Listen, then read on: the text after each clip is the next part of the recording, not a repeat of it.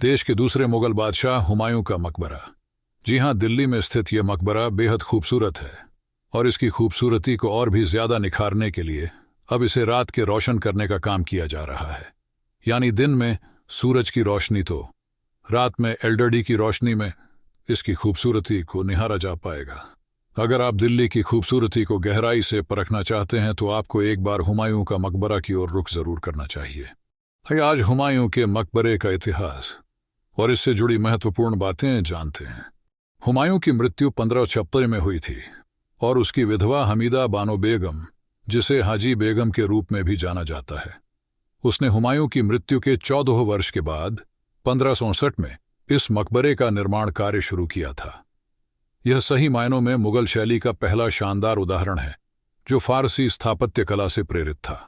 मकबरे का निर्माण 15 लाख रुपये यानी 1.5 मिलियन की लागत से किया गया था।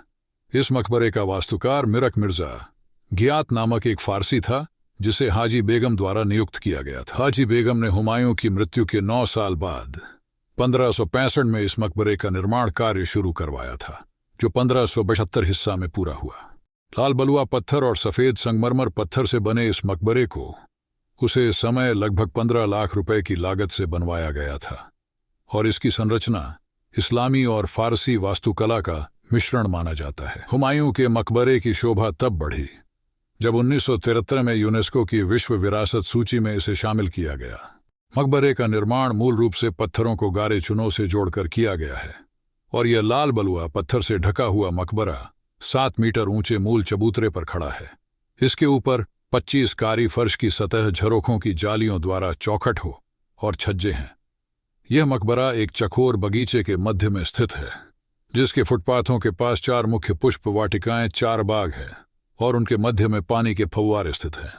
हुमायूं के अलावा यह मकबरा उसकी पत्नी हमीदा बहू बेगम, शाहजहां के बेटे दारासिको और शाही परिवार के मुख्य मुगलों का अंतिम विश्राम स्थल है। मुगल सम्राट बहादुर शाह जफर ने 1857 के प्रथम भारतीय स्वतंत्रता संग्राम के दौरान यह शरण ली थी।